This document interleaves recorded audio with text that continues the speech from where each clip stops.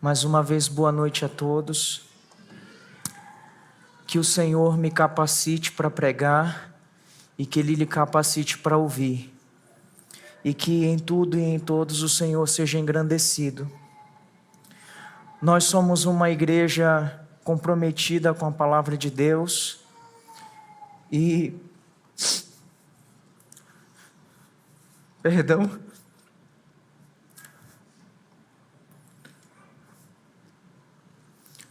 Isso se expressa todos os domingos pela maneira como nós cultuamos a Deus. Porque o Senhor Jesus de fato é o centro daquilo que nós cantamos, daquilo que nós oramos e daquilo que nós pregamos. E nós estamos meditando no livro de Atos, que é um livro que trata sobre a história da igreja. É um livro que trata sobre a história da igreja e à medida em que a gente tem avançado, parágrafo por parágrafo, a gente tem percebido, irmãos, que não é apenas um retratar de uma história, mas de fato Lucas, ao registrar a igreja primitiva, ele está, irmãos, com uma intenção teológica muito clara, à medida em que ele está retratando esse avanço da igreja do Senhor. E é interessante isso, agora você talvez vai me entender por que eu estou tão emocionado. É porque há uma beleza tão grande nesse livro, em toda a Bíblia, que conecta a pessoa de Jesus. E é muito lindo ver que esse milagre que nós estamos meditando, que é a cura do paralítico, se você parar para pensar, o que está no cerne? Qual é o nome que está no centro em discussão da cura desse homem? É porque Pedro disse muito claramente, em nome de Jesus Cristo Nazareno, levanta e anda. É pelo poder do nome de Jesus. E quando nós avançamos, nós observamos, irmãos, que essa centralidade de Cristo não está apenas na operação do milagre, mas também está na pregação de Pedro. E nós meditamos sobre isso no capítulo 3, e se você espremer o sermão de Pedro, você vai tirar só o suco, é tudo sobre Jesus. O milagre é sobre Jesus, é sobre a pessoa de Jesus, a pregação de Pedro é apenas sobre Jesus, Jesus sendo centralizado. E aí no domingo passado, o pastor Ian esteve pregando, e a pergunta que eu vos faço nessa noite é: por que os apóstolos foram presos? A resposta é a mesma, eles foram presos por causa do nome de Jesus. E na noite de hoje, avançando nessa exposição, nós veremos que todo o interrogatório que é feito em torno dos apóstolos também está centralizado na pessoa de Jesus. Assim como o depoimento de Pedro e de João também diz respeito à pessoa de Jesus. E isso por si só, irmão, já é uma aplicação muito maravilhosa nas nossas vidas. E é o que nós cantamos. Jesus é o centro de tudo, meus irmãos. Ele é o centro de tudo. Ele é o centro da sua vida, Ele é o centro da sua família, da igreja, Ele é o centro do universo. Todas as coisas convergem em Cristo, tudo deve ser para a glória de Cristo. E se não é assim na sua vida, você está vivendo completamente errado. Porque tudo é para Ele, tudo é para o louvor e glória dEle. E não diferente nós veremos, avançando no capítulo de número 4, Pedro e João, presos por curarem em nome de Jesus e por pregarem o nome de Jesus. E agora eles vão ser interrogados e hão de responder a esse interrogatório em nome de Jesus. Assim diz o texto sagrado em Atos, capítulo de número 4, verso de número 5. No dia seguinte, as autoridades, os anciãos e os escribas se reuniram em Jerusalém. com o sumo sacerdote Anás, com Caifás, João, Alexandre e todos os que eram da linhagem do sumo sacerdote. E colocando os apóstolos diante deles, perguntaram: com que poder ou em nome de quem vocês fizeram isso? Essa é a preocupação deles.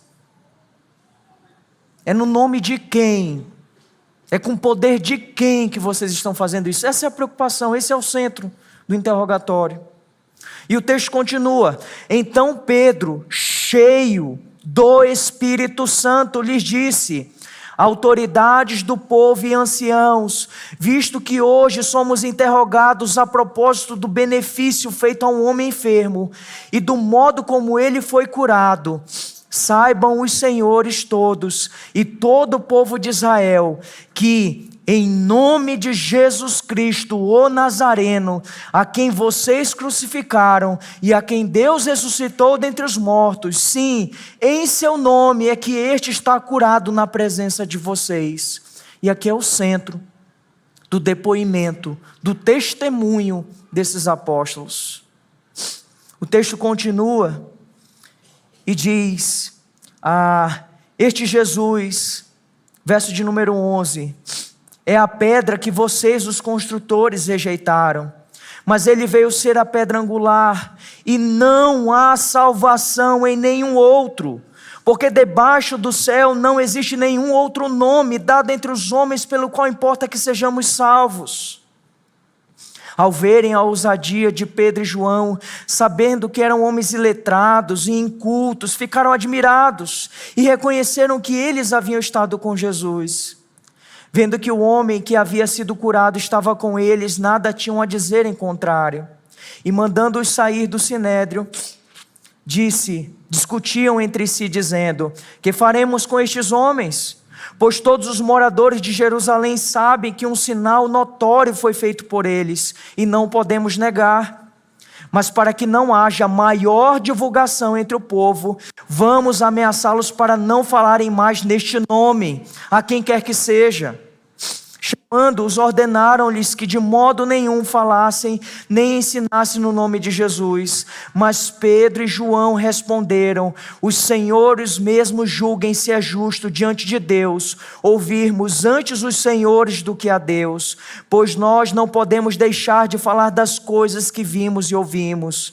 Depois, ameaçando-os mais ainda, os soltaram, não tendo achado como os castigar por causa do povo, porque todos glorificavam a Deus pelo que tinha acontecido.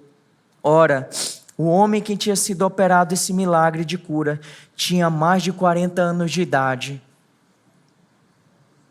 Nós estamos diante dessa história, irmãos.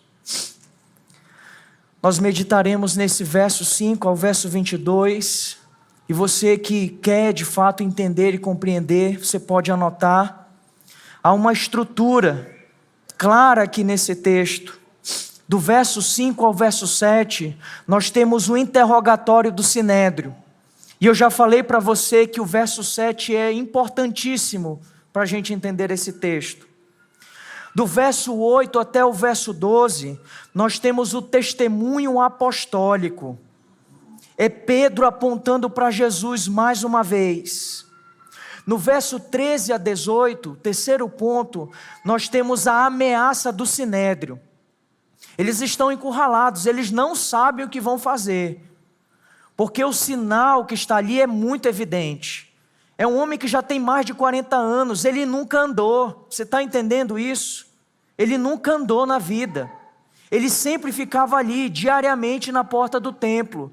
E esse homem foi curado. Era um sinal notório, claro para todas as pessoas ali presentes. E do verso 19 ao verso 22, nós temos uma resposta ainda mais ousada dos apóstolos. Então é quase que uma pergunta-resposta, pergunta-resposta.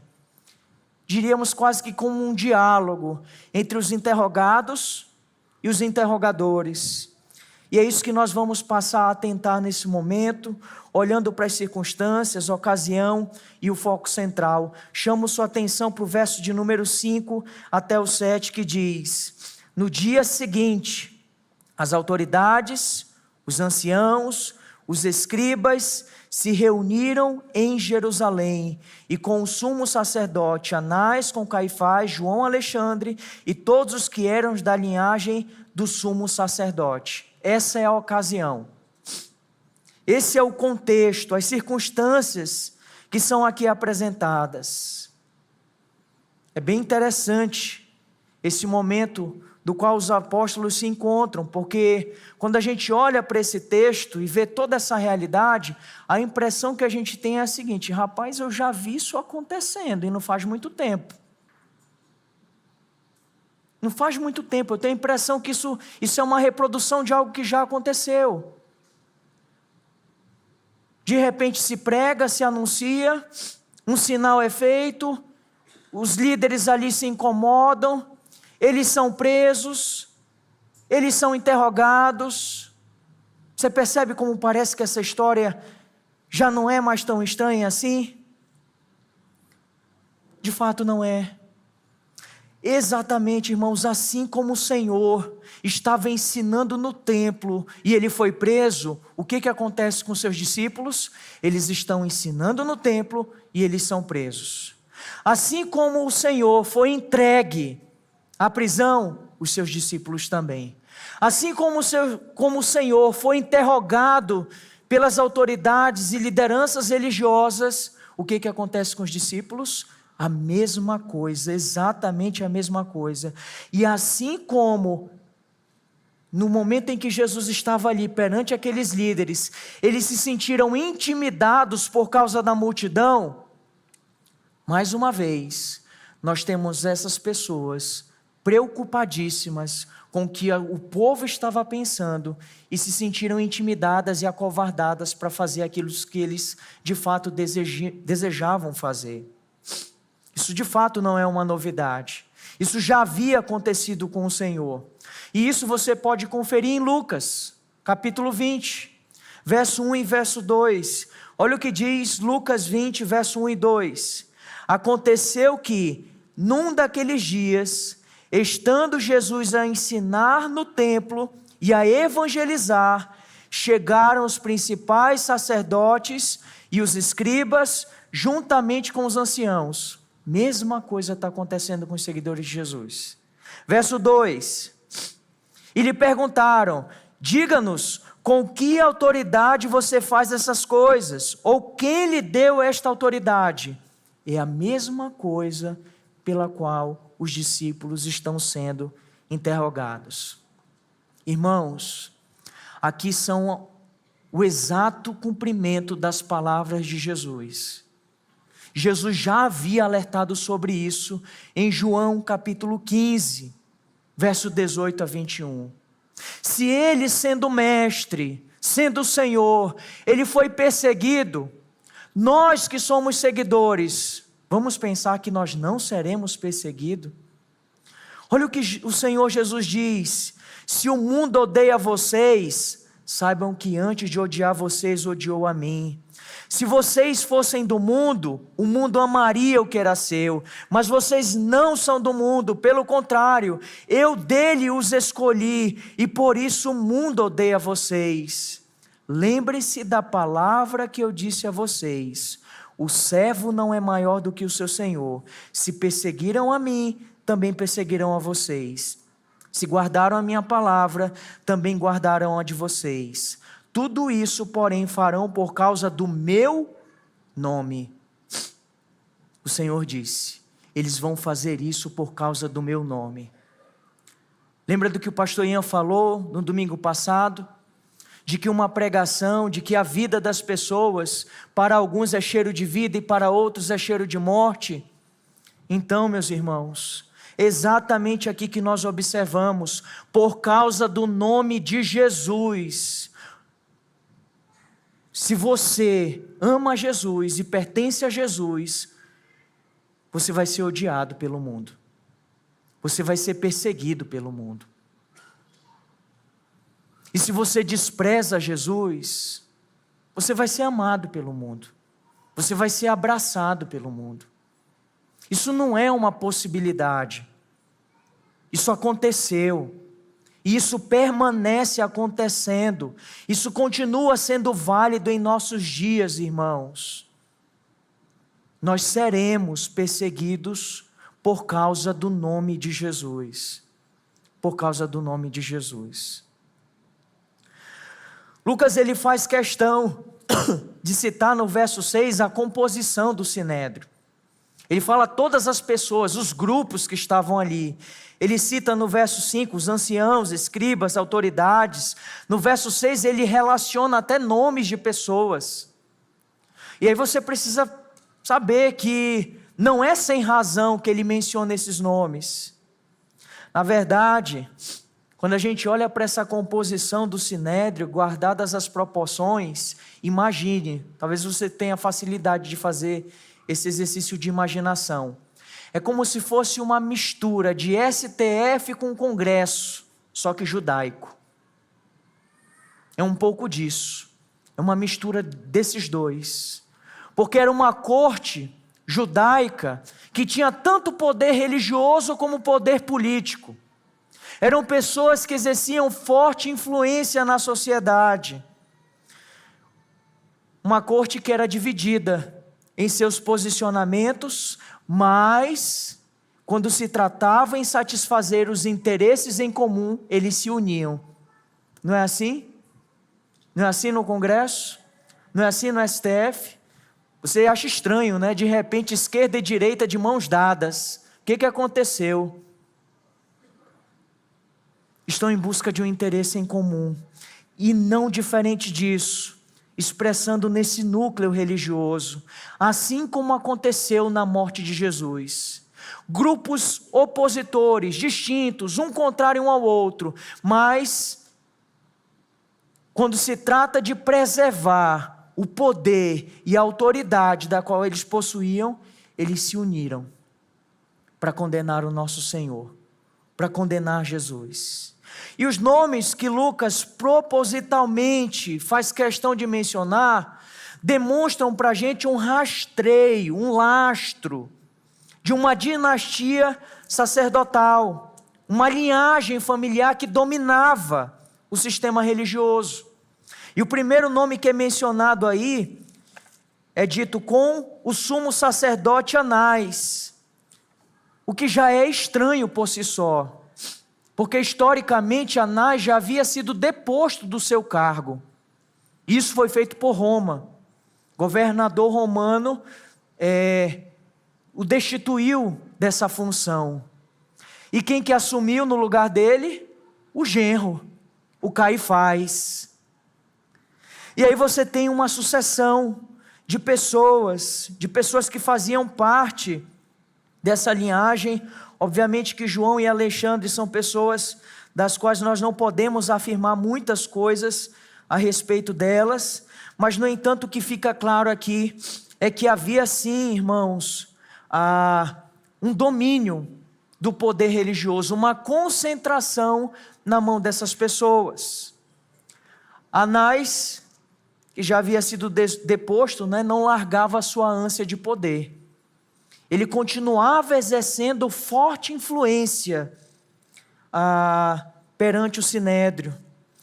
E, infelizmente, é uma realidade da qual nós ainda presenciamos em nossos dias. É vergonhoso, irmãos. Eu diria até ridículo. Porque às vezes você está ali acessando a sua rede social ou vendo alguma coisa, e em nossos dias se multiplicam agora páginas de fofocas, ditas cristãs, ou do mundo evangélico, do universo evangélico. E sabe o que mais tem visualizações? São as discussões, as disputas, e as disputas de poder, disputa de influência, disputa de like.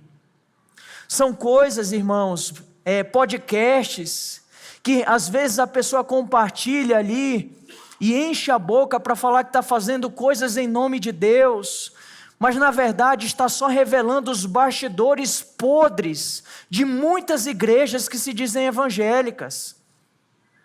O bastidor nojento de denominações inteiras, tomadas por politicagem, por pessoas que se acham dominadores do rebanho, por pessoas que querem usurpar o lugar de Cristo no meio da igreja, se acham donos da igreja que pertence ao Senhor. São pessoas que são verdadeiros ditadores, tiranos, autoritários. É triste, irmãos, ver toda essa disputa feita em nome de Jesus, mas na verdade é envergonhando o nome de Cristo. São pessoas que não estão buscando o reino de Deus, mas estão buscando os seus próprios interesses. E aqui deixa eu lhe dizer uma coisa: sabe qual é a maior ameaça, a ameaça mais perigosa da igreja em nossos dias? Sabe quem são? São os pastores. Os pastores são a pior ameaça para a igreja, não todos os pastores, mas deixa eu qualificar aqui, os falsos pastores, os falsos mestres, porque dominam o povo de Cristo na ignorância, se prevalecem da igreja abusando de sua autoridade. Isso é o que mais tem, meus irmãos, é o que mais há. Infelizmente, se você peneirar, você não acha nada. Você peneira assim e você não encontra Cristo nas igrejas, nesses grupos, nessas vidas. Você não encontra Jesus. É como um garimpo. Você participa de um culto e você, cadê Jesus nesse culto? Cadê Jesus sendo pregado, cantado, anunciado, visto, lembrado? Não há. Não há. Mas não é isso. Não é isso que nós observamos na vida dos apóstolos. E não é isso que nós observamos nesse texto aqui. O verso de número 7, que ele é central nesse interrogatório, diz assim: colocando os apóstolos diante deles, perguntaram: com que poder ou em nome de quem vocês fizeram isso? Olha qual é o centro do interrogatório, a motivação. Vamos lá, isso com certeza revela o coração desses homens, porque o que seria natural de se pensar, irmãos? Uma pessoa foi curada. Uma pessoa foi curada. Você quer entender as circunstâncias, os benefícios, enfim. Mas não preocupado com o poder de quem ou em nome de quem. Isso revela, irmãos, o centro, o ponto da preocupação dessas pessoas. Às vezes essas coisas são coisas que nós não expressamos muito claramente, mas às vezes foge em nossas palavras. E isso fugiu da boca desses homens. Qual o poder e em nome de quem? Por que essa preocupação? Porque o desejo, o anseio do coração desses homens era centralização de poder, é ânsia de poder, é desejo, sede insaciável por autoridade. E qualquer ameaça a isso precisava ser neutralizada. É triste nós olharmos uma situação como essa, porque a verdade está estampada à vista dos olhos desses homens. Volto a dizer, um homem que sempre estava à porta do templo, todos eles sabiam quem era esse homem. O homem tinha mais de 40 anos, eles sabiam de quem se tratava. Mas eles estão preocupados com o quê? Em nome de quem? Pelo poder de quem ele foi curado. Infelizmente, irmãos, o nosso coração, ele é enganoso. O nosso coração é muito enganoso. E ele nos torna cegos e surdos para tudo aquilo que o coração não tem interesse. A verdade, ela pode estar estampada. A gente pode ter até pessoas gritando e nos alertando: ei, sai daí, para de fazer isso, sai desse caminho, volta para cá. Mas o nosso coração é tão enganoso que ele silencia todas as vozes, e ele tapa os nossos olhos, para que a gente só ouça e só enxergue aquilo que a gente quer ouvir e enxergar. Infelizmente, irmãos, nós somos seletivos, buscando só os nossos interesses, e quando assim procedemos, a gente se torna cego para toda a verdade que a gente precisa ouvir e que a gente precisa ver. Isso eu não estou falando a respeito de uma outra pessoa, estou falando de você, eu estou falando de mim. É para você pensar sobre você, porque todos nós tendemos a ter essa postura. O segundo ponto, nós temos aqui o testemunho apostólico, diante desse interrogatório, em nome de quem? Pelo poder de quem? Então, o verso 9 nos diz, verso 8, então Pedro, cheio do Espírito Santo, lhes disse, autoridades do povo e anciãos, visto que hoje somos interrogados a propósito do benefício feito a um homem enfermo e do modo como ele foi curado, verso 10, saibam os senhores todos e todo o povo de Israel que em nome de Jesus Cristo Nazareno, a quem vocês crucificaram e a quem Deus ressuscitou dentre os mortos, sim, em seu nome é que este está curado na presença de vocês. Toda essa resposta vai do verso 8 até o verso 12. O verso de número 9 que eu li fala sobre a correção. Na resposta de Pedro, ele corrige o que deveria ser a base do interrogatório. O verso de número 10, ele centraliza o milagre no nome de Jesus. O verso de número 11, ele confronta a rejeição dos religiosos. E no verso de número 12, ele compartilha o evangelho. É só para lhe ajudar, são 4, 6. Primeiro, ele corrige. Segundo, ele centraliza em Jesus, ele confronta aqueles religiosos e por fim, no quarto, ele compartilha o evangelho. É isso que Pedro faz.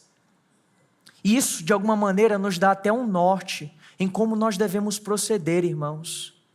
A primeira coisa, ele mostra a incoerência desses homens. No verso de número 9 ele diz, vocês estão nos interrogando, né? Acredito que seja pelo benefício de um homem ter sido curado. Pedro, ele redireciona. Um benefício feito a um homem e do modo como ele foi curado. É isso. Essa deveria ser a razão. Essa deveria ser a preocupação. Por quê?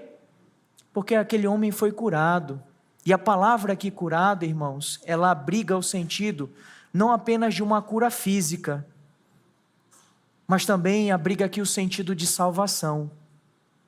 Essa expressão utilizada por Lucas, ela representa também que esse homem não apenas foi curado fisicamente, mas ele foi salvo. E a gente não precisa fazer tanto esforço, a gente pode se recordar que a atitude desse homem, assim que ele foi curado, foi de quê? Engrandecer ao Senhor e louvar a Deus. Ele de fato foi um homem que foi salvo, que foi alcançado por Cristo Jesus, salvo e curado por Jesus. O verso 10, depois de redirecionar esse interrogatório, Pedro, ele centraliza o nome de Cristo. E ele começa com uma expressão bem curiosa, ele diz assim, saibam que os senhores todos e todo o povo de Israel que, ele delimita aqui, ele diz, olha, vocês e todo o povo de Israel, saibam que, e ele começa a falar de Jesus. Sabe qual é o peso dessa expressão? É como se Pedro dissesse assim, queridos, já não tem mais desculpa para vocês, tá bem? Saibam de uma coisa, se não está claro para vocês, agora deveria estar. saibam de uma coisa: Jesus a quem vocês mataram, mas que Deus o ressuscitou, foi no nome dele que esse homem foi curado. Já não há mais margens para a ignorância. Pedro solenemente emprega o nome inteiro de Jesus para que não reste dúvidas. Ele diz assim: olha, em nome de Jesus Cristo Nazareno, a quem vocês crucificaram e a quem Deus ressuscitou dentre os mortos. Havia outro Jesus Cristo Nazareno que havia sido morto, crucificado e ressuscitou? Não, havia apenas um. Da maneira da época, é como se ele estivesse apresentando o RG, o CPF e o comprovante de residência. Não reste dúvidas, é Jesus, Cristo, o Nazareno, aqueles a quem vocês mataram, mas a quem Deus ressuscitou dentre os mortos. Percebe o peso das palavras de Pedro? Pedro está dizendo, é no nome dele que ele foi curado. É em nome de Jesus, a quem vocês crucificaram. Essa semana eu fui muito impactado com o envio, dos astronautas na missão Artemis II. Não sei quantos puderam acompanhar, mas eu não fiquei impactado, enfim, com o envio da aeronave, mas eu fiquei impactado com o piloto dessa missão. Curiosamente, o primeiro homem negro que vai ter a oportunidade de pisar na Lua, responsável por pilotar, por ser o piloto. O nome dele é Victor Glover. E ele é um homem que eu posso dizer que, pelo menos pelo que assisti, ele não se envergonha do Evangelho de Cristo Jesus. Um cristão professo. Se você ainda não viu o vídeo dele, em rede, não é nem nacional, é em rede mundial, divulgado para todos os canais, em todo o mundo, ele dando glórias a Deus e clamando a Deus para que Deus abençoasse essa missão. Eu não tive a oportunidade de ver, mas diz que saiu hoje uma mensagem dele do espaço, fazendo uma mensagem de Páscoa. São pessoas, irmãos, que não precisam de um púlpito para viver o Evangelho e pregar sobre Jesus, porque entende que o púlpito do qual Deus o colocou, não é necessariamente dentro de uma igreja, mas pode ser no meu trabalho, pode ser na minha casa, pode ser em qualquer lugar, pode ser no meio de uma rua, mas é necessário que eu dê testemunho do Evangelho de Jesus Cristo.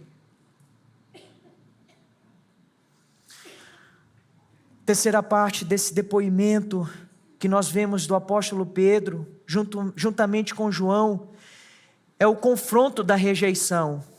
E o verso de número 11, Pedro ele é bem direto. Além de falar que eles crucificaram, ele diz no verso 11, este Jesus é a pedra que vocês, os construtores, rejeitaram, mas ele veio a ser a pedra angular. Jesus acusa aqueles homens de rejeição a Cristo. E aqui é bem interessante, porque o salmo que é citado é o primeiro salmo que nós lemos hoje, Salmo 118, em que aponta para a rejeição de uma pedra angular. E aí você vai olhar para esse texto em Atos, pelas palavras de Pedro, você vai saber, Pedro não tirou isso dele mesmo. Jesus já havia falado sobre isso.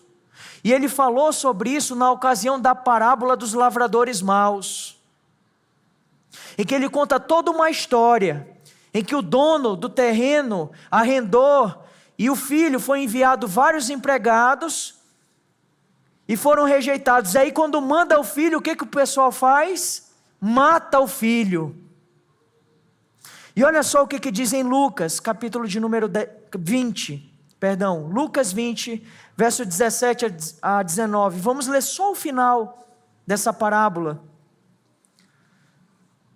Lucas 20, verso 17 a 19, diz assim: mas Jesus, com um olhar fixo neles, naqueles que estavam se opondo a ele, disse: que quer dizer então o que está escrito? A pedra que os construtores rejeitaram, essa veio a ser a pedra angular? Todo o que cair sobre esta pedra ficará em pedaços, e aquele sobre quem ela cair ficará reduzido a pó. Naquela mesma hora, os escribas e os principais sacerdotes procuravam prender Jesus, porque entenderam que ele havia contado essa parábola contra eles, mas temiam o povo. Irmão, está acontecendo a mesma coisa. Só que agora é pela boca de Pedro. E Pedro está usando o mesmo texto de Jesus, e dizendo, e repetindo para aqueles homens, eles não têm mais desculpas, vocês rejeitaram a pedra que era a pedra principal. Eu não sei se você tem esse conhecimento da construção civil, mas a pedra angular, ela é a pedra fundamental na base de uma construção, é ela que é por meio dela, é a partir dela que todas as demais pedras vão ser alinhadas. Ela é responsável por dar alicerce a toda a estrutura. E em outras palavras, o que Jesus disse, que está sendo agora repetido por Pedro é: Jesus é a pedra principal, e vocês que são sacerdotes do templo, que são os construtores, que deveriam construir, vocês rejeitaram a principal pedra. A principal pedra vocês rejeitaram.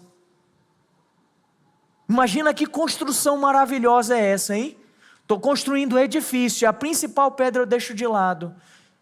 É exatamente disso que eles estão sendo acusados. Mas a palavra diz que essa pedra que foi rejeitada pelos homens, Deus a tornou pedra angular, pedra principal, pedra da qual o Senhor está edificando um edifício espiritual.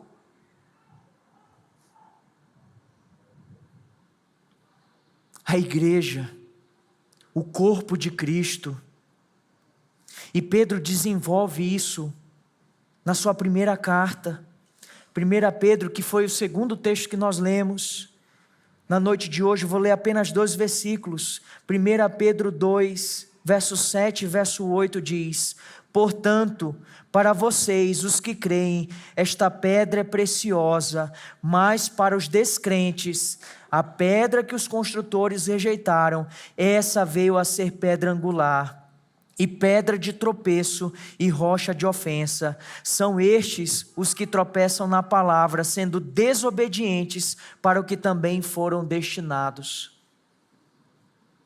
A pergunta que estes homens deveriam fazer, e que nós devemos fazer a nós mesmos é: quem é Jesus para nós? Porque para alguns Jesus é desprezível, é desprezado, ele é rejeitado, ele é sem importância nenhuma. E é assim que Jesus é tratado por aqueles que não creem nele.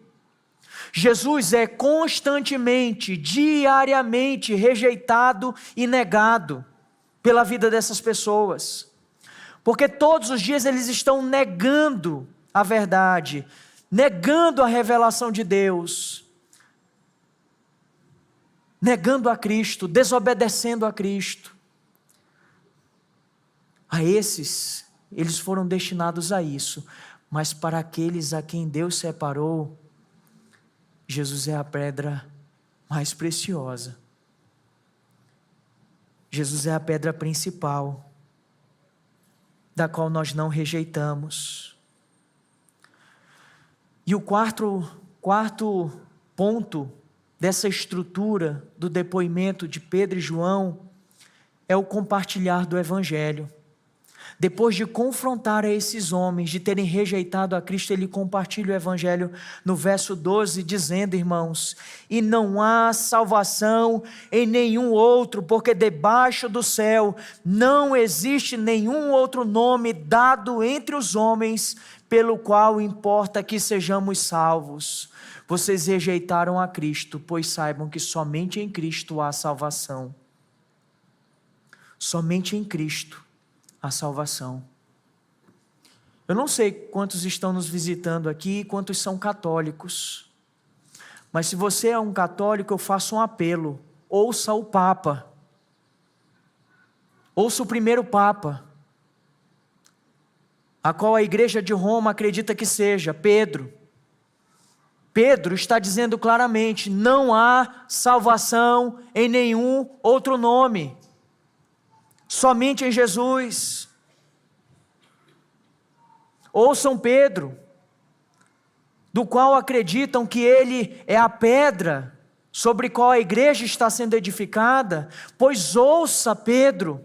Olha o que Pedro está falando ousadamente: não existe nenhum outro nome. Meus irmãos, meu amigo que visita aqui, saiba de uma vez por todas: Maria não salva, José não salva, São Jorge não salva, São Francisco não salva.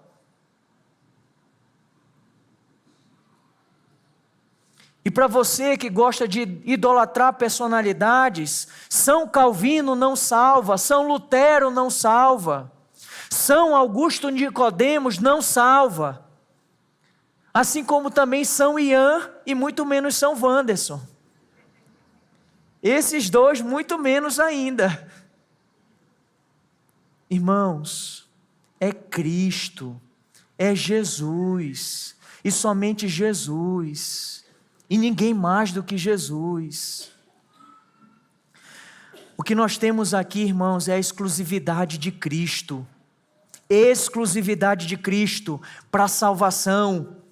Cristo, ele deve ser centralizado em nossas vidas, em nossa adoração, na igreja, na proclamação. O reino está centralizado e alicerçado em Cristo. Ele é a pedra angular.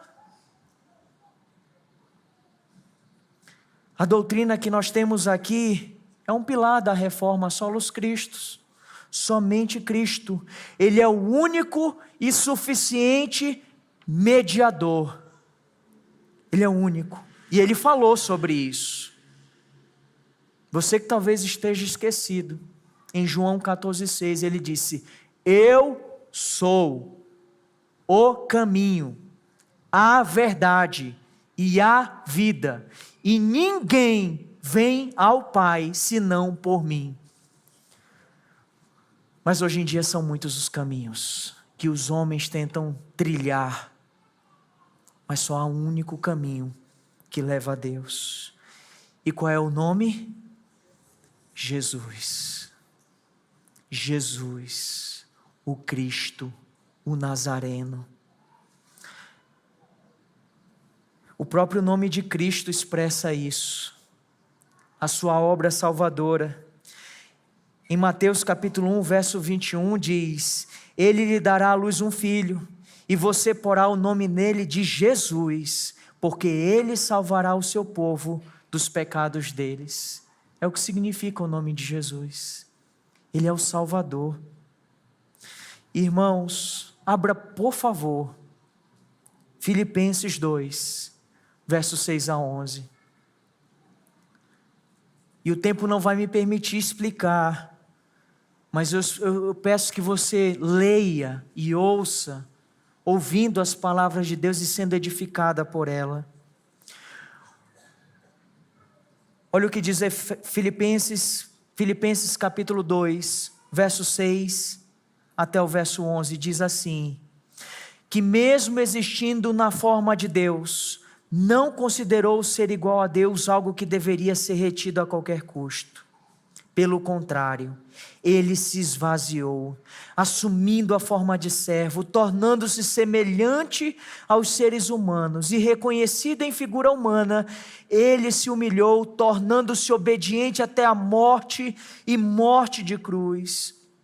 Por isso também Deus o exaltou sobremaneira e lhe deu o nome que está acima de todo nome, para que ao nome de Jesus se dobre todo joelho nos céus, na terra e debaixo da terra, e toda língua confesse que Jesus Cristo é Senhor, para a glória de Deus Pai. Tem dúvidas para você? Há dúvidas ainda para você? É só o nome de Jesus. Sabe qual é o único nome do qual toda a humanidade de todos os tempos e épocas vai se dobrar? É o nome de Jesus. Até você que está resistente hoje, você um dia será dobrado e você vai confessar Jesus como Senhor, só que talvez para sua condenação. Talvez para sua condenação. Porque a oportunidade graciosa que Deus está te dando nessa noite é algo que você não deveria deixar de lado e levar em consideração. Você está ouvindo a reprodução do sermão de Pedro. E esse mesmo sermão está chegando aos seus ouvidos. E talvez você esteja com a mesma postura daqueles homens, preocupado com muitas coisas, ao invés de estar olhando para aquilo que deveria ser central, a pessoa de Jesus. E nós chegamos então ao terceiro ponto, a ameaça do sinédrio. O verso de número 13 diz: ao verem a ousadia de Pedro e João, sabendo que eram homens iletrados e incultos, ficaram admirados e reconheceram que eles haviam estado com Jesus. É de se admirar, por quê? Porque eram pescadores, eram homens simples, o próprio traje deles denunciava isso. E aqueles homens estavam falando, irmãos, com toda a autoridade, com clareza.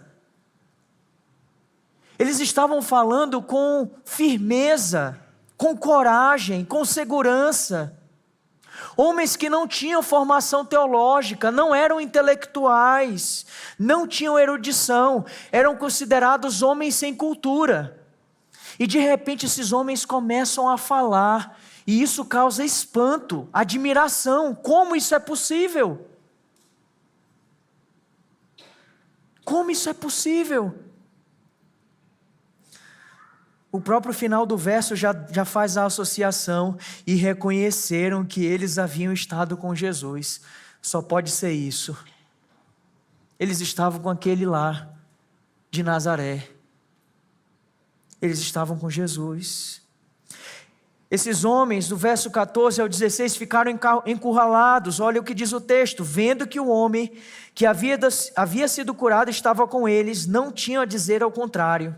Está ali a prova, a evidência, o homem curado, bem do lado. Não tem nem como negar, não tem nem o que dizer. É uma prova irrefutável. Está claro, evidente. Verso 15: e mandando-os sair do sinédrio, discutiam entre si, dizendo: que faremos com estes homens? Pois todos os moradores de Jerusalém sabem que um sinal notório foi feito por eles e não podemos negar. Isso é absurdo. Eles estão preocupados em como a gente desfaz isso, como a gente foge dessa situação, como que a gente contém, estanca esse problema. Essa é a preocupação desses homens. O sinal era incontestável. Eles não estavam preocupados com o milagre operado. Eles não estão nem preocupados se eles vão continuar curando. Eles só querem que para de pregar em nome de Jesus. É só isso. Se você parar de falar de Jesus, está tudo bem. Você faz isso. Só não prega mais sobre ele, só não divulga mais sobre ele. Vocês podem fazer isso? Às vezes a gente negocia, né? E a gente negocia por muito menos. E a gente se cala por muito menos, e a gente se envergonha por muito menos. Diante das ameaças.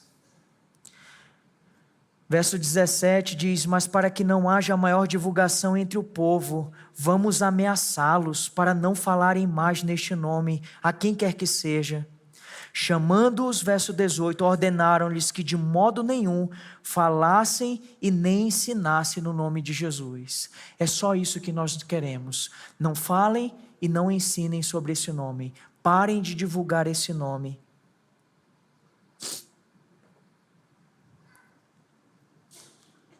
Isso é típico de pessoas que não estão arrependidas. Elas são confrontadas de seus pecados e elas mudam o foco. Pessoas que são confrontadas de seus erros e não estão arrependidas, eles mudam o foco. Eles saem pela tangente. Eles não querem ser confrontados. A preocupação desses homens deveria ser: Jesus é a pedra angular. Só há salvação em Jesus.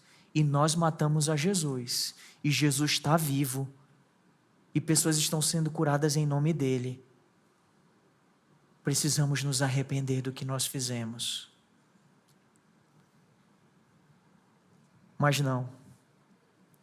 É como vamos nos livrar desses homens. Essa era a preocupação. Na história, existem muitos exemplos de pessoas que foram ameaçadas por causa do nome de Jesus. Há um nome que, não sei se você conhece, mas é uma mulher, ela é muito conhecida, Corrie ten Boom. Ela foi responsável, irmãos, por salvar, literalmente, a vida de muitos judeus e pessoas que eram contrárias ao regime nazista. Só que é interessante porque essa mulher, que foi uma das principais resistências ao nazismo na Holanda, toda essa fé, toda essa coragem, essa ousadia de se opor àquele sistema que estava oprimindo as pessoas, estava violando a dignidade mais básica de um ser humano, da vida humana. Ela aprendeu por meio de seu pai. O nome dele é Casper ten Boom, um cristão reformado holandês. E eu vou ler aqui para você o que aconteceu no período do Holocausto, na Segunda Guerra, 28 de fevereiro de 1944, houve uma batida na sua casa. Os policiais lhe perguntaram: o que diz a sua Bíblia sobre obedecer o governo? Ele respondeu: temer a Deus e honrar a rainha. Ele foi preso. E o chefe da unidade se compadeceu-se dele e disse: quero mandá-lo para casa, meu velho. É só prometer que você não vai causar problemas. Exatamente o que eles queriam. Ele respondeu: se eu voltar para casa hoje, amanhã eu abrirei a porta para qualquer homem necessitado que bater. Irmãos, ele não teve nem um mês a mais de vida. Ele é um dentre muitos mártires. E se você pegar a palavra testemunha, é exatamente essa. Tem a ver com martírio. Marte. São pessoas que estão testemunhando a Cristo, custe o que custar em suas vidas. O quarto ponto, e encerrando, do verso 19 a 22, nós temos a resposta ousada aos apóstolos, dos apóstolos. Porque em meio a toda aquela ameaça, em meio a todo aquele interrogatório, talvez o que se esperaria era a omissão, era o silêncio. Mas olha o que diz o texto. Mas Pedro, depois da ameaça, e João responderam: os senhores mesmo julguem se é justo diante de Deus ouvirmos antes os senhores do que a Deus, pois nós não podemos deixar de falar das coisas que vimos e ouvimos. Vocês mesmos julguem diante de Deus, se a gente deve ouvir vocês ou ouvir a Deus. E eles respondem: nós não podemos deixar de falar dessas coisas. Nós não podemos. Verso 21, depois ameaçando-os mais ainda, os soltaram, não tendo achado como os castigar por causa do povo, porque todos glorificavam a Deus pelo que tinha acontecido. Ora, o homem que tinha sido operado esse milagre de cura tinha mais de 40 anos de idade. Aquelas autoridades temiam o povo, e o contraste, os apóstolos temiam apenas a Deus. Os apóstolos temiam apenas a Deus. E quando nós tememos a Deus apenas, irmãos, nós somos corajosos e ousados. Porque a gente sabe que a gente há de prestar contas a Deus. E nós passamos a não temer aos homens. Aqueles homens não retrocederam diante das ameaças. Pelo contrário, eles marcaram firmemente o seu posicionamento. Nós não podemos fazer isso. Nós não podemos deixar de pregar sobre Jesus. É interessante porque se você olha para esse Pedro, parece até que é um outro Pedro, quando comparado a tempos antes. Não fazia muito tempo não, irmãos, que Jesus havia sido morto. Não fazia muito tempo assim. E em Lucas, capítulo 22, nós vemos um Pedro que parece até ser outro. Olha o que diz, Lucas 22, no verso 54. Então, prendendo Jesus, levaram-no e o introduziram na casa do sumo sacerdote. Pedro seguia de longe. Quando acenderam fogo no meio do pátio e se sentaram juntos, Pedro tomou lugar entre eles. Uma empregada, não foi nenhuma autoridade não, foi só uma empregada, que estava lá no pátio da casa do sumo sacerdote. E diz assim, fixou os olhos nele e disse, esse também estava com ele. Mas Pedro negou dizendo, mulher, eu não o conheço. Pouco depois, outro homem, ao ver Pedro, disse, você também é um deles. Mas Pedro disse, homem, eu não sou um deles. E tendo passado cerca de 1 hora, outro afirmou dizendo, com certeza este também estava com ele, porque também é galileu. Mas Pedro insistiu, eu não sei do que você está falando. E logo enquanto Pedro ainda falava, o galo cantou. Então o Senhor voltou-se e fixou os olhos em Pedro. E Pedro se lembrou da palavra do Senhor, como lhe tinha dito, hoje, antes que o galo cante, você me negará 3 vezes. E Pedro, saindo dali, chorou amargamente. Irmãos, eu me encanto com o que Jesus faz na vida de pessoas. Jesus tem poder para transformar pessoas. Nunca duvide do poder de Jesus para transformar a vida de uma pessoa. Nunca subestime. Sabe aquela pessoa que você diz assim, rapaz, ela vai morrer assim, ela não muda.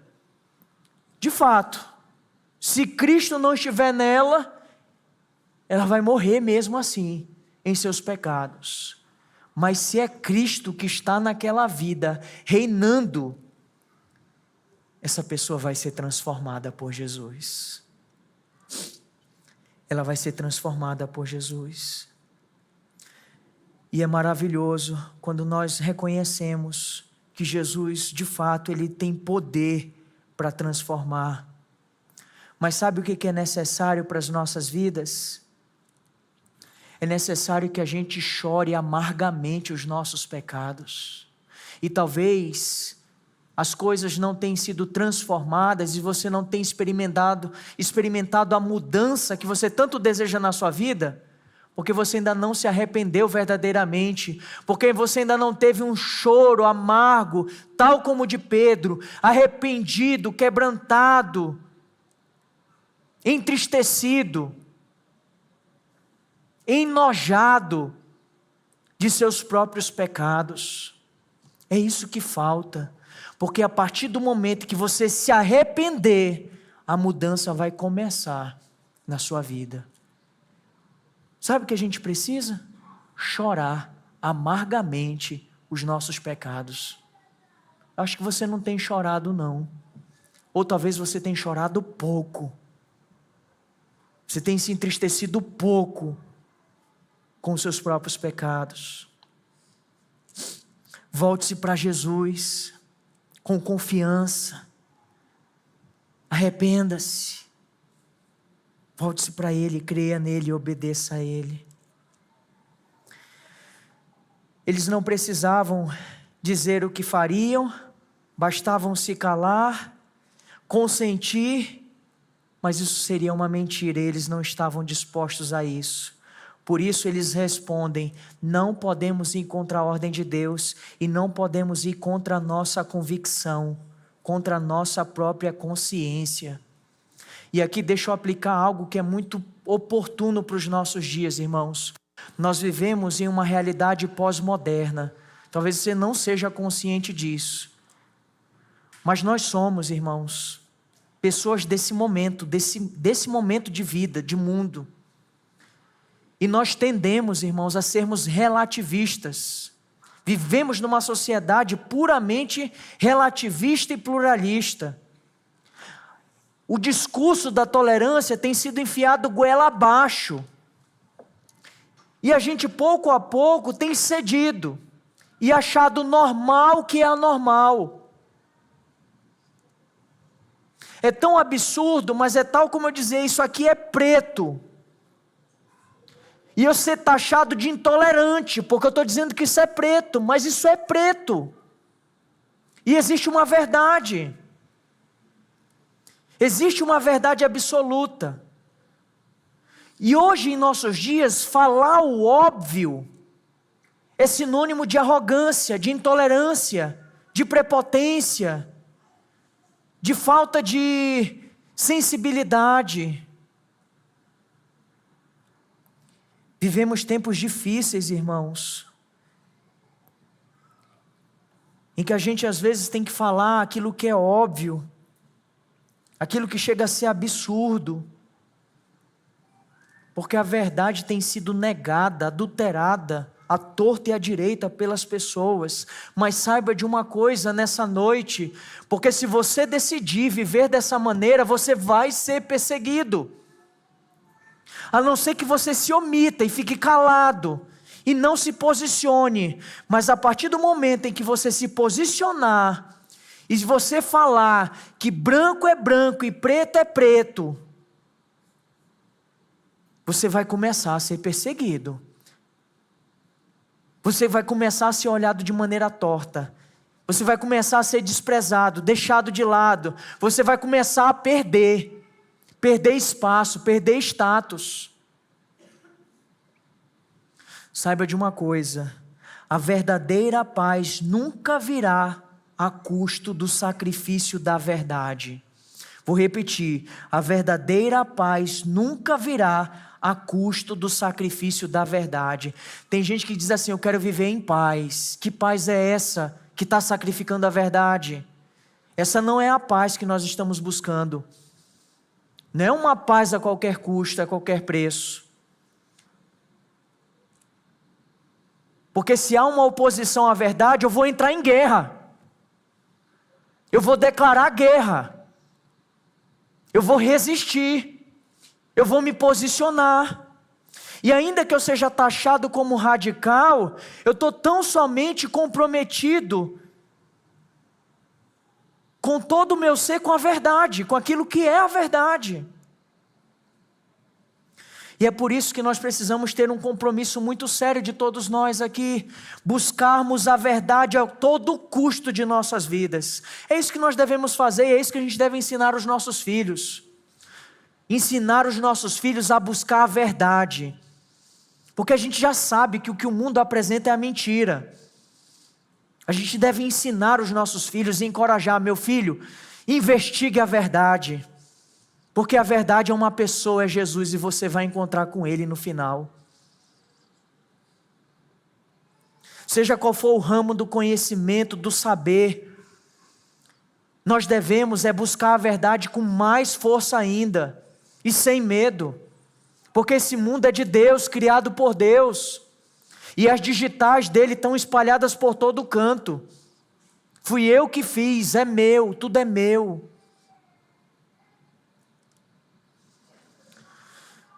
Nós devemos buscar a verdade a todo custo, e uma vez que a acharmos, nunca a perdermos, custe o que custar. A nossa obediência, a nossa consciência, irmãos, deve ser cativa à palavra de Deus. não é de nossa meditação hoje, mas só para citar Atos 5, verso 29. Então Pedro e os demais apóstolos afirmaram: é mais importante obedecer a Deus do que aos homens.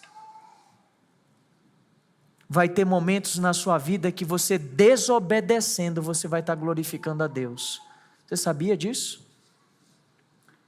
Desobediência civil e até religiosa. É você ir contra algo que está contra a verdade do Evangelho. E você vai estar glorificando a Deus ao resistir a esses falsos mestres, a esses falsos profetas, a esses falsos pastores. Blaise Pascal, ele é conhecido como matemático, mas ele também é físico, inventor, escritor, filósofo e teólogo cristão. Quando ele se deparou com esse texto, olhando para a postura dos apóstolos, olha o que ele escreveu: a hipótese que os apóstolos fossem desonestos é bastante absurda. Deixa eu tentar explicar para você. Há pessoas que pensam assim: será que eles não inventaram tudo isso? Será que quando Jesus morreu eles se reuniram? Ei, vamos fazer o seguinte, vamos dizer que ele ressuscitou? Vamos mentir? E aí a gente está aqui, olha, entre a gente começa a propagar e essa mentira ganha força e se torna uma narrativa, né? E é uma mentira reproduzida muito e todo mundo vai acreditar. Tem gente que lê a Bíblia dessa maneira, de maneira cética. Teólogos liberais não acreditam. Blaise Pascal, ele diz o seguinte: essa hipótese é absurda. Leve até o final e imagine que esses 12 homens se reuniram depois da morte de Jesus e conspiraram para dizer que ele havia ressuscitado dentre os mortos. Aí ele vai concluir dizendo: era preciso que apenas um deles negasse sua história diante das persuasões, das ameaças e perseguições. Ou ainda mais, em razão de uma possível prisão, tortura e morte, todos teriam estado perdidos. Siga esse raciocínio até o final. De uma maneira muito lógica, nem chega a ser teológica, mas chega a ser lógica. Pare para pensar. Quem estaria disposto a morrer por uma mentira? Tem gente que está, né? Hoje em nossos dias tem gente que morre por muitas mentiras aí. Mas olha só, quem queria resistir à perseguição, à tortura, sendo morto, decapitado, crucificado de cabeça para baixo, queimado vivo? Ah, irmãos, aí não. Só pode ser verdade. Só pode ser a verdade. É isso que nós vemos nesse texto. E dentre tantas coisas que podemos aplicar na nossa vida, eu queria falar a você, mais uma vez, que está aqui conosco, que não tem certeza de sua salvação, que não é um crente em Cristo Jesus. A pergunta que eu te faço é: até quando você rejeitará a Jesus? Até quando você vai relativizar a verdade? Até quando você vai desprezar? Até quando você vai continuar vivendo de uma maneira insignificante e sem sentido, buscando apenas satisfazer os seus interesses? E ao final de sua vida, você vai descobrir que você não vai levar nada de tudo aquilo que você está construindo em torno de você. A vida é muito mais do que bens. A vida é muito mais do que esse momento presente. Há uma realidade eterna, com Cristo ou sem Cristo. Pare de silenciar a verdade nos seus ouvidos. Pare de tapar os seus olhos. Talvez você já tenha ouvido essa mensagem muitas vezes. Você precisa se arrepender dos seus pecados e crer em Jesus. Se você chegou a esse nível de compreensão aqui, eu quero dizer que você já chegou na última estação do trem. Na última estação. De tal maneira que não tem mais desculpas para você. Você é uma pessoa que não tem desculpas mesmo, de tudo que você ouviu. Então você tem diante de você a realidade de Cristo. E o que você fará? Continuará rejeitando a Cristo? Ou pelo poder do Espírito Santo, movido por Deus, você se renderá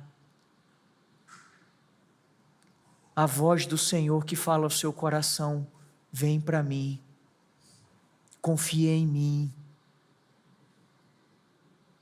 você é meu, arrepende-te dos teus pecados, meu filho.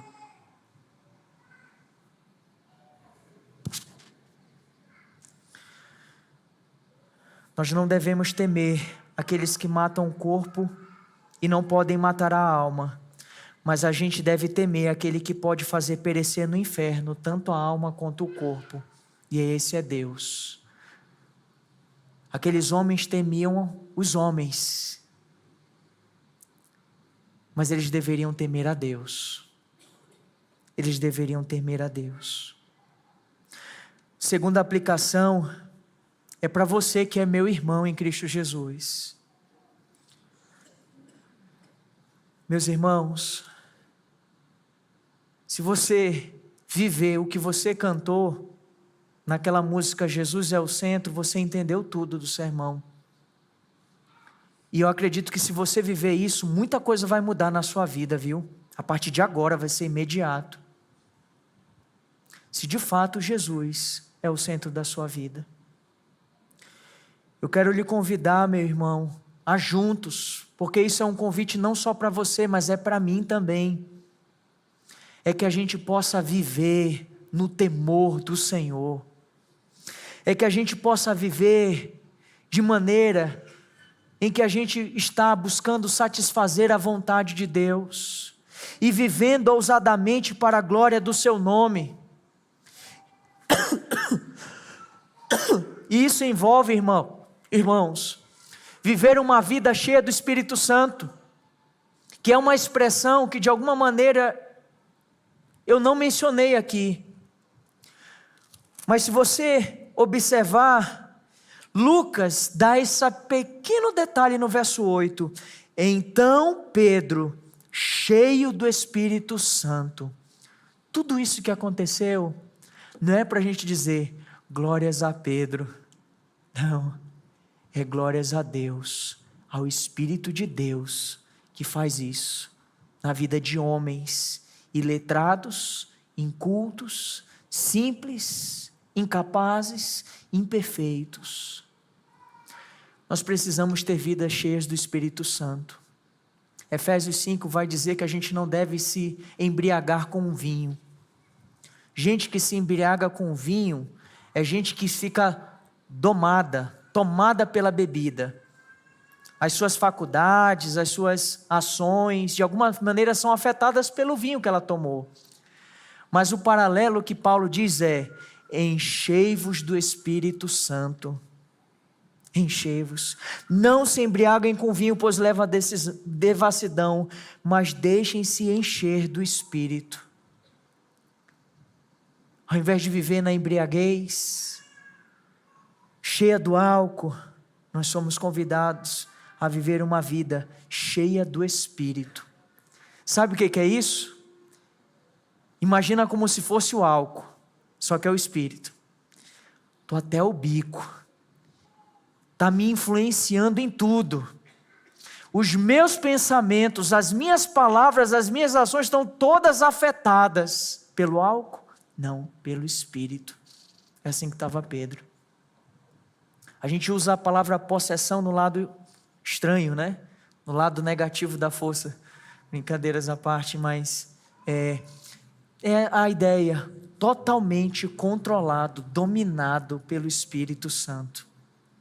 O Espírito Santo está preenchendo sua vida ao ponto de transbordar. É isso que nós devemos buscar. É isso que eu desejo, irmãos.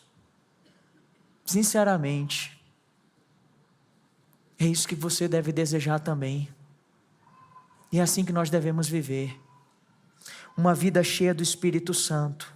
E por fim, não menos importante, um alerta para você. No reino de Deus não haverá covardes. Apocalipse 21, verso 8. Quanto, porém, aos covardes, aos incrédulos, aos abomináveis, aos assassinos, aos imorais, aos feiticeiros, aos idólatras e a todos os mentirosos, a parte que lhes cabe será no lago, que está queimando com fogo e enxofre, a saber, a segunda morte. Aí se diz assim, pastor, covarde é covardia. A covardia vai levar muitas pessoas ao inferno. É gente que negocia, é gente que nega Cristo, é gente que se envergonha de Cristo, é gente que tem vergonha moral.